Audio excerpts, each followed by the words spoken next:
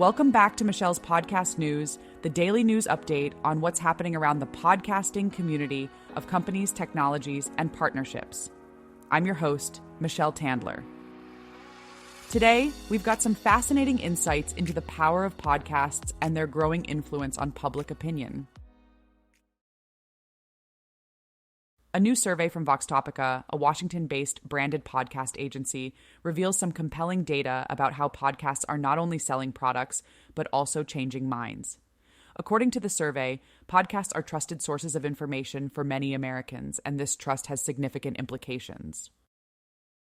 Nearly half, or 49%, of Voxtopica's survey of registered voters aged 18 and older said they've listened to a podcast in the last week.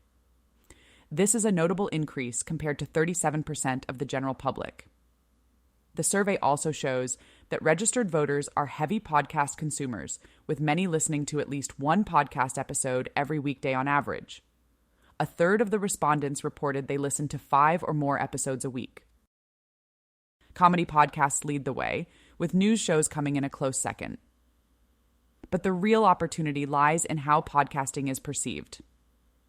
Voxtopica's research found that 85% of the voters surveyed said they trust podcasts as sources of news and information, a trust level higher than any other media source. In stark contrast, 44% of respondents said they do not trust what they read on social media. Richard Fawal, the chief executive officer of Voxtopica, noted in a blog post that registered voters who listen to podcasts also tend to trust traditional media more than the general public of podcast listeners. However, for both groups, podcasts are seen as the most trustworthy medium. This trust extends beyond just news consumption. It influences behavior and opinions as well. Voxtopica's survey found that 78% of registered voters said podcasts influence them to learn more about issues and topics in the news. Additionally, 63% said podcasts have changed their opinions on these issues. It's not just opinions that are being swayed. 7 in 10 voters said podcasts have inspired them to read a new book, watch a TV show or movie, or listen to another podcast.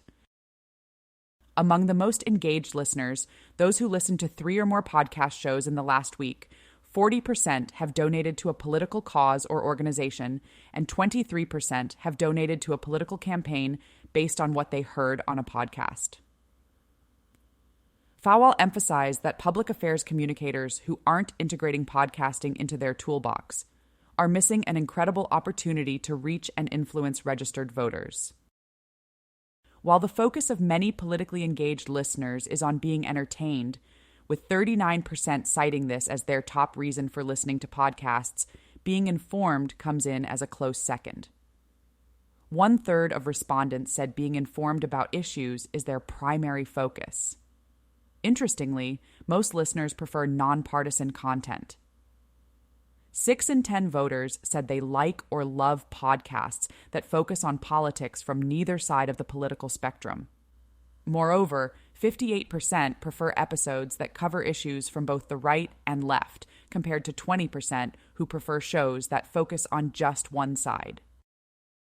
Fawal concluded by reminding content creators that podcast listeners expect and demand high-quality content. Simply churning out message-driven podcasts and ads won't get results. Listeners want interesting and entertaining shows that make them think and keep them engaged. That's all for today's episode of Michelle's Podcast News. I hope you found these insights as fascinating as I did. Remember, podcasts are not just a medium for entertainment or advertising. They're powerful tools for influencing opinions and behaviors. Thanks for tuning in, and we'll catch you in the next episode. Stay curious.